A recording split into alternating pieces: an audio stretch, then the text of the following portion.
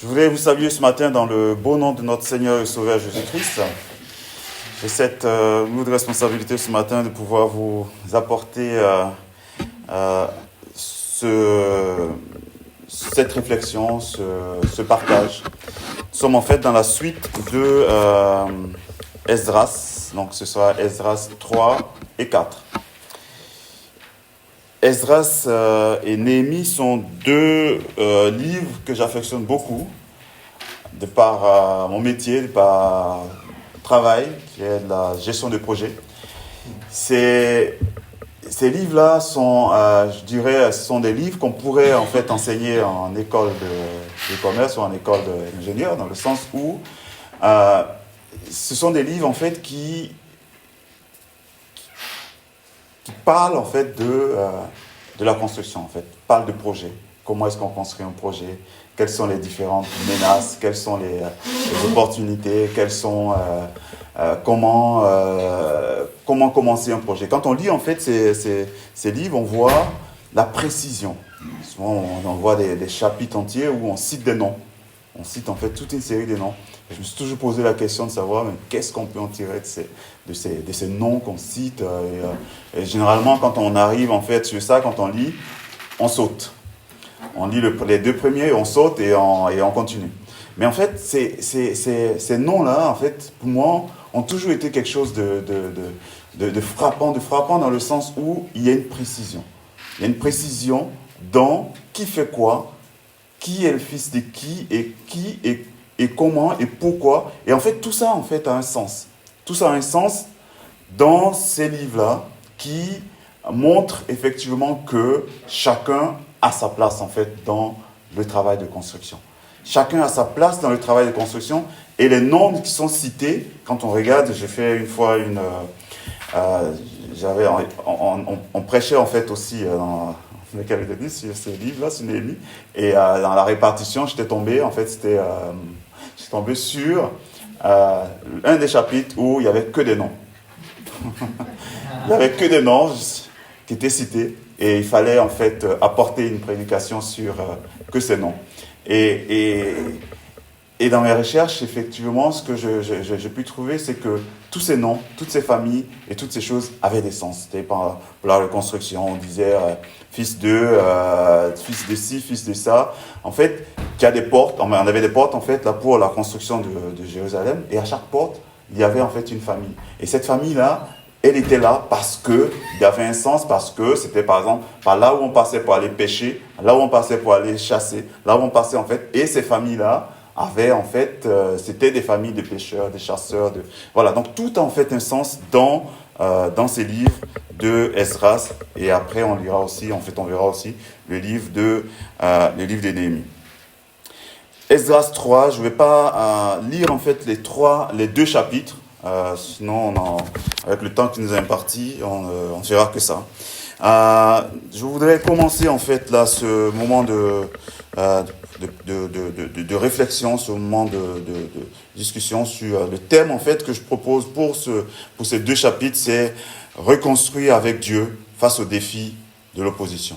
Reconstruire avec Dieu face aux défis de l'opposition. On voit en fait là dans Esdras 3 à partir du premier verset que je vais lire, je lis les quelques premiers versets, c'est quand arriva le 7e mois, les Israélites étaient installés dans leur ville, alors le peuple se rassembla à Jérusalem comme un seul homme. Esdras 1, Josué, fils de Sadak, voilà, ça commence, c'est des noms un peu compliqués, avec ses collègues, les prêtres de Zorobabel, fils de Shealtiel, avec les gens de sa parenté, se mirent à l'œuvre et reconstruisirent l'autel du Dieu d'Israël pour y offrir des holocaustes selon ce qui était dans la loi de Moïse, l'homme de Dieu. Malgré le peur des populations locales, il rétablit l'autel sur les anciennes fondations et ils y offrirent des holocaustes à l'Éternel, ceux du matin et du soir, puis ils célébrèrent la fête des cabanes suivant les prescriptions et ils offrirent quotidiennement les holocaustes selon le nombre fixé pour chaque jour. On voit là en fait là Dans ces premiers versets, on parle de la reconstruction de l'autel. Donc, le peuple d'Israël avait à reconstruire le temple. Et pour construire le temple, ils ont commencé en fait par construire l'autel. L'autel pour pouvoir se reconnecter avec Dieu. Pour pouvoir se reconnecter avec Dieu. Pour moi, en fait, c'est vraiment important.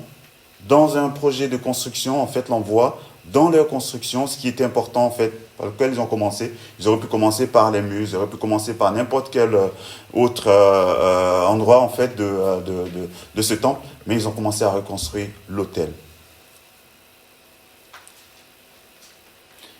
Les Israélites commencent par rétablir l'autel pour offrir des sacrifices. On voit au verset 2, verset 3. Cela montre que la reconstruction spirituelle est la première étape dans la reconstruction physique, dans la reconstruction en fait des murs. Rétablir la connexion avec Dieu. Lorsque nous avons un projet, lorsque nous avons des plans, lorsque nous voulons faire quelque chose, la première chose à faire, c'est de reconstruire la communication avec Dieu. Reconstruire la communion avec Dieu, reconstruire en fait notre relation avec Dieu, c'est la chose la plus importante, la première chose à laquelle il faut commencer, comme nous montre ici en fait ces versets. Pour toute reconstruction, vie spirituelle, projet personnel, il faut d'abord restaurer notre communion avec Dieu. Car tout commence par une adoration authentique, une adoration en fait, une vraie adoration. C'est le premier pilier, c'est la première chose en fait à poser dans un projet de reconstruction, c'est de rétablir la construction avec Dieu. Si on prend en fait l'exemple du corps humain, c'est le cœur en fait. Là on peut en fait aller plus loin et dire par exemple que l'autel c'est comme reconstruire le cœur en fait du temple. Reconstruire le cœur du temple, reconstruire en fait l'autel, là où se fait le sacrifice, là où en fait le peuple de Dieu communique avec Dieu. Rétablir l'autel, rétablir en fait le cœur.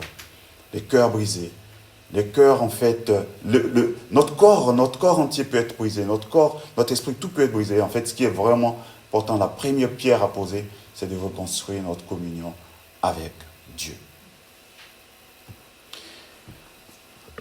Et quand on continue, on voit que l'autel a été reconstruit. Je passe en fait au verset 6. Dès le premier jour du 7e mois, ils commençaient à offrir des holocaustes à l'Éternel, bien que les fondations du temple de l'Éternel n'aient pas encore été posées. Donc, les fondations n'ont pas encore été posées, mais ils ont rétabli la communion, rétabli en fait la communication avec Dieu. Et au verset 8, on voit, dans la 2e année après l'arrivée des exilés au temple, le Dieu de Jérusalem, au temple de Dieu à Jérusalem, au 2e mois, Zorobabel, fils de Shealtiel, Josué, fils de Yotsadak, et le reste de leurs compatriotes, les prêtres, les Lévites et tous ceux qui étaient revenus de captivité à Jérusalem commencèrent le travail. Les Lévites âgés de 20 ans et plus furent chargés de superviser les travaux du temple de l'Éternel. On voit en fait des détails qui sont importants, qui montrent en fait la structure, qui montrent que tout était bien organisé. C'était pas fait, chacun ne se levait pas pour faire ce qu'il voulait, mais en fait c'était bien structuré et chacun avait sa place en fait dans ce travail de construction. Quand on continue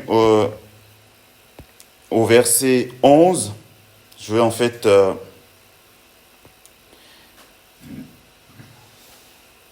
ils entonnèrent des hymnes de louanges et des cantiques de remerciement pour célébrer l'Éternel en chantant à tour de rôle. Oui, il est bon et son amour pour l'Éternel, pour Israël, dure à toujours. Tout le peuple fit aussi retentir de grandes acclamations pour louer l'Éternel parce qu'on posait les fondations de son temple.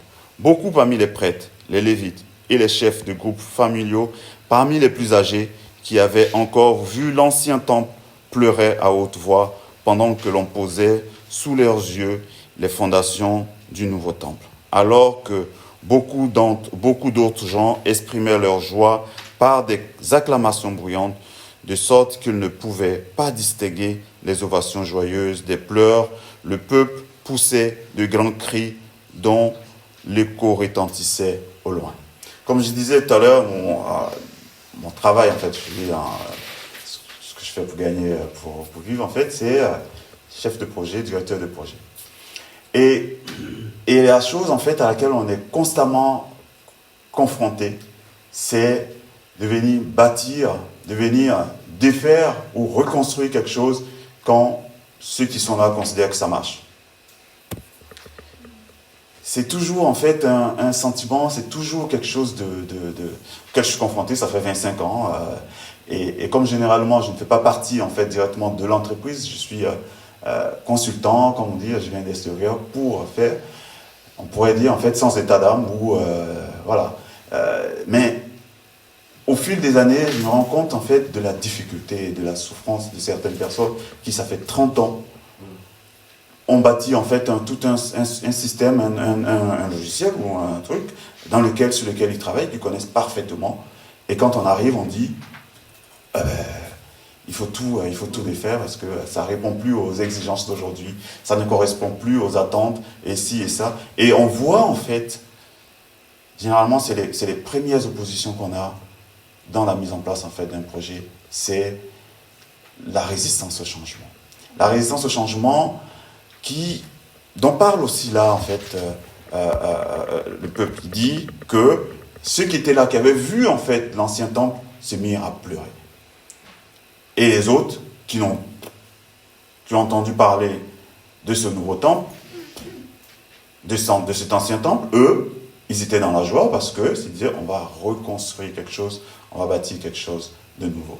Il y a un adage chez nous qui dit celui qui a entendu parler du lion et celui à qui on a dit un lion qui arrive, qui a entendu parler, et celui qui a vu le lion, les deux ne courent pas de la même façon.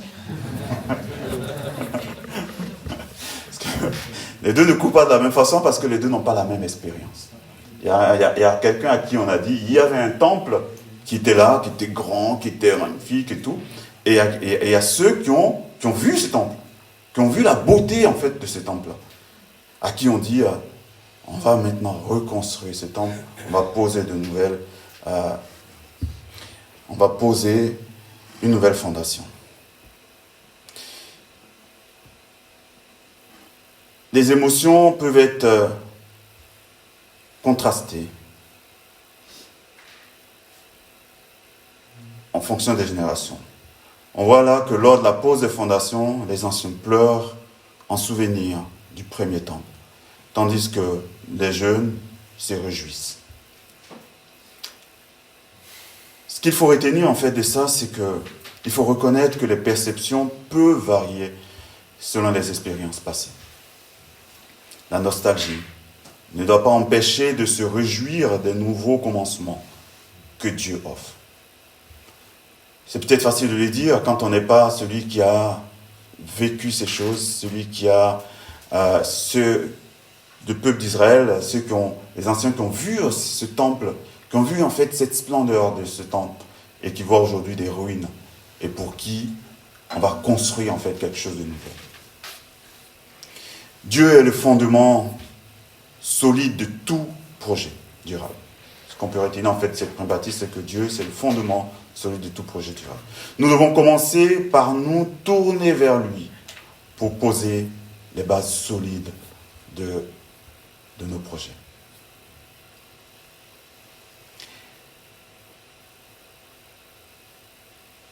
Ces émotions mixtes, en fait, on dit que les pleurs des anciens et les cris, en fait, étaient mélangés et on n'arrivait même plus à savoir si c'était des pleurs ou si c'était de la joie.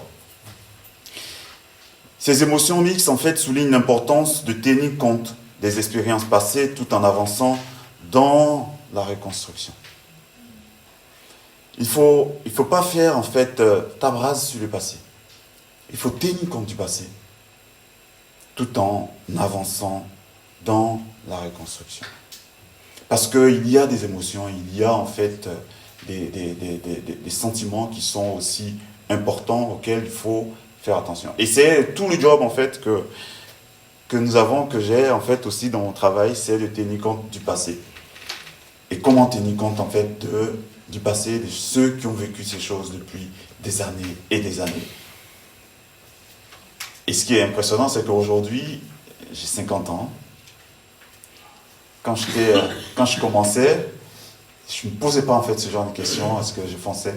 Et aujourd'hui, il y a des jeunes qui viennent et qui disent que la façon de mener les projets est has-been, n'est plus, en fait, voilà, n'est plus celle, voilà, il y a maintenant aujourd'hui, on parle d'agilité, on parle en fait de ci, on parle de ça, c'est plus des projets où on commence, on fait expression, en fait, voilà, les choses ont changé. Mais oui, les choses ont changé, j'étais à l'école il y a 30 ans. Les façons de gérer les projets, les techniques de gérer les projets il y a 30 ans ne sont plus les mêmes aujourd'hui. Et c'est vraiment fascinant de voir, en fait, quand on voit des jeunes qui arrivent et qui nous considèrent comme des vieux. Et oui, voilà, je suis un vieux. Je suis un vieux. Et ça fait quelque chose. Fait de voir que, voilà, il y a des jeunes qui ont fini les études, ils ont 23 ans, ils ont 24 ans, et puis voilà, ils arrivent et ils se disent, qu'est-ce que tu fais quoi là? Ah bon, ça te fait plus, ça. Et tu les découvres, en fait. Et c'est aussi cela dans la vie d'une église. C'est aussi ça dans la vie d'une église. Nous sommes dans une phase de reconstruction, de construction, de ce qu'on peut appeler, on voit en fait comment on peut le nommer comme on veut. Mais la complexité, c'est qu'on n'est pas dans une église en ruine. L'église n'est pas en ruine. Ça marche. Et on peut se poser des questions. Si ça marche, pourquoi ne pas laisser marcher comme ça? Mais oui, ça marche comme ça marchait il y a 50 ans. Ça ne marche plus comme ça marche aujourd'hui, parce qu'il y a une nouvelle génération. C'est difficile, en fait, d'être confronté à ça, mais c'est la marche. Et ceux qui, aujourd'hui, enclenchent, en fait, ce changement, rendez-vous dans 30 ans, on leur dira, ah ben, les gars, c'est plus comme ça. C'est plus comme ça. Et oui, donc nous sommes en fait en perpétuel changement, en perpétuel recommencement. Mais ce qui est important, c'est de garder le fondement solide sur le Christ, sur Jésus-Christ, qui est le fondement qui, lui, ne change pas. C'est cela, en fait, là, le message qu'il faut comprendre, c'est que Christ ne change pas. De génération en génération, son message, il est le même, il ne change pas. Nous pouvons changer nos façons de voir les choses, le monde change. La technologie. Aujourd'hui, en fait, au début, quand on téléchargeait les Bibles, en fait, sur les téléphones, ma mère, on disait, mais Narcisse, tu ne peux pas lire la Bible sur le téléphone. Il faut le papier. Mais aujourd'hui, elle lit sa Bible sur le téléphone. Et c'est ça la réalité, c'est ça la réalité. Mais elle lit la Bible sur le téléphone, mais c'est la même histoire. C'est le Christ. Et le Christ, il n'a pas changé. Son amour pour nous, son sacrifice, en fait, pour nous, de génération en génération, on ne peut pas dire que le Christ n'est pas mort sur la croix. Le Christ est mort sur la croix hier, aujourd'hui et éternellement. C'est cela, en fait, c'est ça le socle, en fait, de notre foi. Le socle de notre foi ne change pas. On peut changer, en fait, la façon de manifester cette foi, la façon d'interagir dans notre quartier, dans notre environnement et tout ça, mais le message, il reste le même. Je voulais ce matin rassurer nos aînés, rassurer personnes qui sont là que le message du Christ ne changera pas. Le message du Christ ne changera pas. Il restera le même hier, aujourd'hui et éternellement. La façon peut-être de l'annoncer, la façon de vivre la foi va peut-être changer, mais le message central du Christ ne changera pas. La Bible restera la Bible. C'est la même que nous lisons depuis 30 ans, depuis 50 ans. C'est la même que nous continuerons à lire. Voilà. Deux derniers points sur lesquels je voudrais partager aussi, c'est quand on regarde en fait dans Esdras au chapitre 4, à partir du verset 1 et 5, on voit que, évidemment, quand on est dans un projet, en fait, quel que soit le projet, il y aura des oppositions. La première, en fait, le premier piège qui est posé là par l'ennemi, c'est les fausses alliances. Donc on voit que les ennemis de Juda, Benjamin, a appris que les anciens déportés construisaient le temple de l'Éternel d'Israël. Ils vinrent trouver Zorobabel et les chefs des groupes familiaux pour leur dire: nous allons vous aider à reconstruire ce temple, car nous invoquons le même Dieu que vous, et nous lui offrons des sacrifices depuis le temps d'Issar Adon, roi d'Assyrie, que nous a déportés ici. Au fur et à mesure de l'avancée des travaux, des propositions d'aide extérieure sont faites. Cependant, ces offres émanent de personnes ne partageant pas les mêmes valeurs, les mêmes ambitions et les mêmes objectifs. Cela rappelle la nécessité de faire preuve de vigilance, comme l'a fait le peuple d'Israël, en refusant une aide qui aurait compromis l'intégrité, la vision de projet. Cela illustre également un enseignement qui est important à saisir ça, c'est savoir reconnaître les faux alliés ou faux enseignements qui pourraient retourner, qui pourraient changer en fait nos projets initiaux. Aujourd'hui, sur YouTube, sur les réseaux sociaux, à profusion, on voit en fait des messages, on voit des choses qui, à première vue, on peut penser en fait que, voilà, ils partagent la même chose que nous, c'est des choses qui nous ressemblent, mais dans le fond, c'est peut-être pas ça. L'ennemi d'Israël propose de participer à la construction, mais leurs intentions ne sont pas sincères. On parle de faux prophètes, on parle de fausses doctrines, on parle de toutes ces choses qui sont, comme on dit, de faux amis, en fait. On peut penser que ce mot-là avait dit ça, en fait, ça, mais c'est pas, en fait, c'est pas ça la réalité. Dans notre vie spirituelle, de nos projets, il est crucial de discerner les motivations des uns et des autres. Tout soutien n'est pas bénéfique, surtout lorsqu'il vient de ceux qui ne partagent pas notre foi et notre vision. Pas parce que quelqu'un propose une aide, propose quelque chose que, allez, on y va, il faut un peu de discernement. Surtout en tant qu'Église, il faut un peu de discernement. Il faut passer du temps dans la prière. C'est pour ça que c'est important pour le peuple d'Israël de bâtir d'abord l'autel et de rétablir leur communion avec Dieu. Et lorsque ils ont essayé en fait cette première étape-là de, voilà, on va vous donner des lettres pour pouvoir saboter en fait de l'intérieur et que ça n'a pas marché, ils reproposent en fait, ils sont allés un peu plus loin à soudoyer des administrateurs et à soudoyer en fait des personnes pour faire stopper les travaux. L'opposition, elle peut être en fait aussi subtile et constante. C'est ce qu'on voit en fait, je vois en fait dans le travail, dans la gestion de projet, dans tout ça. Il y a des oppositions qui sont, tu penses qu'en fait c'est bon, tu as éteint le feu. Mais en fait, c'est tout le long du projet, il y a l'opposition, en fait, elle est constante. Tu fermes d'un côté, ça ressort d'un autre côté. C'est dès qu'il y a en fait dès qu'on pense que ça roule, et non, ça roule pas, il y a en fait il y a de l'opposition. C'est pour ça qu'en tant que chrétien, il nous faut de la vigilance. Lorsque dans nos vies, en fait, on est... c'est pour ça que quand Paul parle de « j'ai combattu le bon combat, j'ai achevé la course ». On est en fait dans un combat perpétuel. Dans nos vies, on peut être en fait... C'est pour ça que Paul fait beaucoup allusion en fait à la course. À la course, quand on regarde en fait la course, on regarde souvent la course en fait, le Tour de France à vélo, qui est assez... moi, je comprends pas. Quand on parle en fait de...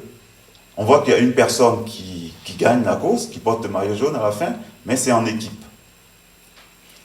C'est une course en fait en équipe. Les gens ils s'aident, voilà. Il y a des moments où on est sur des pentes, c'est difficile. Et même quand on est sur des descentes aussi, c'est difficile. Et quand on est sur du plat, ils vont mettre en fait un plat avec des cailloux, avec c'est pas un plat comme ça, c'est des plats avec des creux, avec en fait aussi des difficultés. Donc en fait, il n'y a jamais de repos. Il faut être toujours en fait vigilant. Il faut être toujours vigilant parce que l'ennemi peut arriver partout. Je ne dis pas en fait de vivre dans une sorte de paranoïa, mais il faut être vigilant, c'est-à-dire il faut rester toujours attaché au Seigneur et il faut continuer à lire en fait sa parole, lire la parole de Dieu pour être renouvelé, pour renouveler en fait nos forces, pour renouveler en fait nos arguments, pour renouveler en fait nos gardes face à l'ennemi. Et donc, la dernière attaque, c'est une attaque plus directe. Ils vont écrire en fait un courrier au roi pour dire, voilà, le peuple d'Israël, ils veulent reconstruire la ville. Pourtant, là, il parle de reconstruction du temple. Ils veulent reconstruire la ville pour changer, comme ça, il n'y aura plus d'impôts, il n'y aura plus de péages, il y aura en fait des choses. Et ça, c'est typique en fait dans les projets de construction. Le sabotage, en fait, peut venir de l'intérieur et de l'extérieur avec des informations qui sont fausses. Et là aussi, le peuple, oui. Et ce qu'on voit, c'est que le plan a réussi. Le peuple a arrêté la construction. La construction a été stoppée. Mais on voit plus loin que dans les chapitres qui vont venir, on voit que la construction a repris parce que notre Dieu est au contrôle. L'opposition a atteint son apogée lorsque les ennemis écrivent au roi pour faire stopper les travaux. Même lorsque l'opposition semble insurmontable et que les travaux doivent s'arrêter, il est important de ne pas perdre courage. Cela fait partie des stratégies de l'ennemi pour s'aimer le découragement. Dieu a toujours le dernier mot. Bien que les travaux soient interrompus temporairement, ce n'est pas la fin. Dieu reste fidèle à son plan, à la construction, et la construction reprend. On verra en fait au chapitre suivant. Pour conclure, l'opposition ne doit pas nous détourner de notre mission. La persévérance dans l'épreuve est la clé pour accomplir le plan de Dieu. En parallèle avec cette histoire, on peut tirer des leçons pour aujourd'hui. Les attaques peuvent être variées, parfois subtiles, parfois frontales, mais elles visent toujours à ralentir ou stopper les avancées. Il est donc essentiel de discerner les intentions des personnes qui s'impliquent dans nos projets et de rester fidèles à nos convictions, même face aux épreuves les plus difficiles. Il est important de ne pas perdre espoir ni de se décourager. 3 enseignements, ce que je vous disais, c'est la reconstruction. Prenez le temps de restaurer votre relation, prenons le temps de restaurer notre relation avec Dieu avant d'entreprendre quoi que ce soit. Soyons vigilants, soyons prudents face aux influences extérieures qui pourraient détourner notre foi ou ralentir notre progression. Ne laissons pas les oppositions ou les épreuves stopper notre marche avec Dieu. Restons fidèles et confiants dans ses promesses. Aujourd'hui, que chacun examine les fondations de sa vie spirituelle.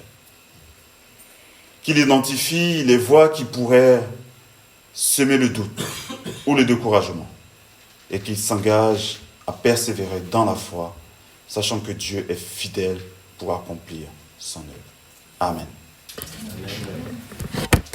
Amen.